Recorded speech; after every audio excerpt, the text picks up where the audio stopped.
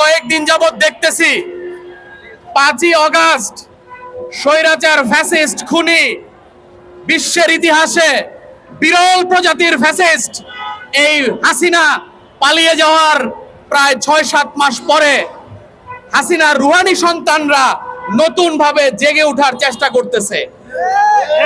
শুধু তাই নয়, আমরা দেখতে পাচ্ছি বিভিন্ন প্রশাসনে বসে থাকা হাসিনার দোসর সাথে সাথে বাংলাদেশের একটি অন্যতম রাজনৈতিক দলের বিভিন্ন পর্যায়ের বিভিন্ন সুশীলতার আড়ালে আমরা এমনও তথ্য পাচ্ছি যেই তথ্য খুবই ন্যাক্কারজনক।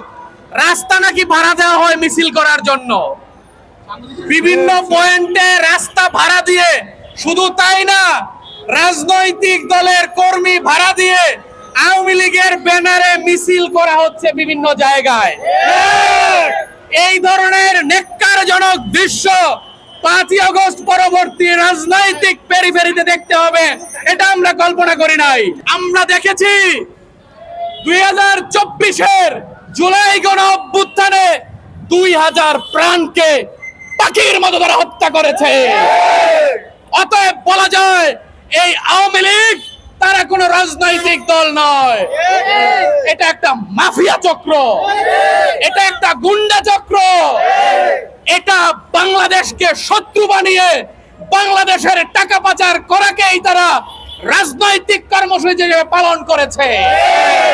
এর সাথে যুক্ত ছিল এই প্রশাসন নামীয় রাষ্ট্রযন্ত্র, যারা কিনা ধ্বংসপ্রাপ্ত হয়ে গেছে। বিগত 3টি নির্বাচনকে তারা অবৈধভাবে বাংলাদেশের জনগণের উপর চাপিয়ে দিয়েছে। আজকে তারাই সুশীলতার মাধ্যমে আওয়ামী পুনর্বাসনের কথা বলতেছে। আমি স্পষ্ট ভাষায় বলতে চাই, যেই আপা চলে গেছে সেই আপার বাংলার জমিনে আসবে না।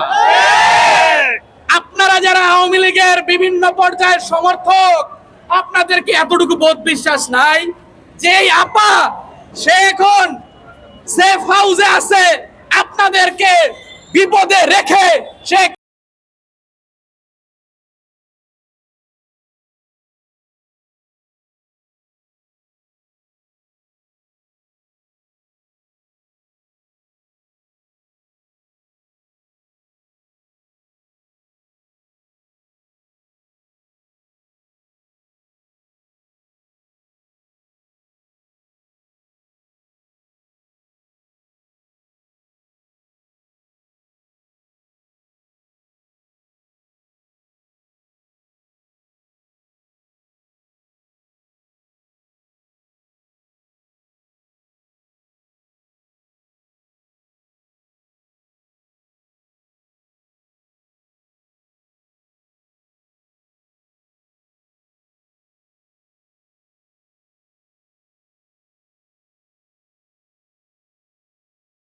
উপস্থিত সহযোদ্ধাবৃন্দ, প্রিয় গাজীপুরবাসী, বাংলাদেশের নাগরিকবৃন্দ, আমরা আজকে এই বিক্ষোভ সমাবেশের শিরোনাম করেছি আওয়ামী গণহত্যাকারীদের নিষিদ্ধকরণ এবং গণপরিষদের দাবিতে।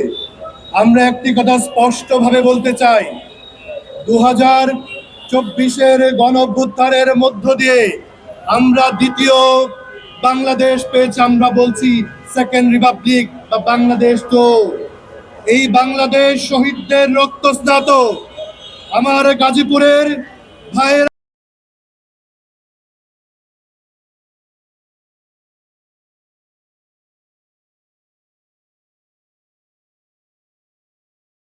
জাগ্রত চৌরঙ্গী রয়েছে। 1971 সালের 19শে মার্চে এই বীর গাজীপুরের মানুষ প্রথম প্রতিরোধ যুদ্ধের মধ্য দিয়ে স্বাধীনতা যুদ্ধের সূচনা করে। আমরা গাজীপুরের মানুষ কখনো অন্যায়ের সাথে আপোষ করি নাই। 2024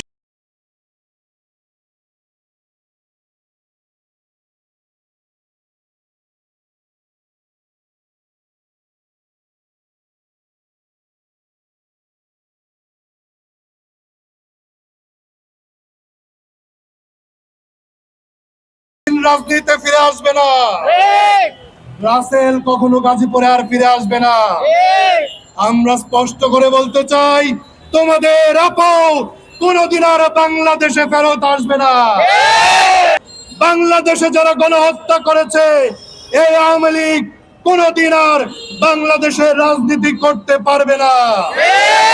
হয় বাংলাদেশে অভ্যুত্থানকারী ছাত্র জনতা থাকবে অথবা আওয়ামী লীগ থাকবে।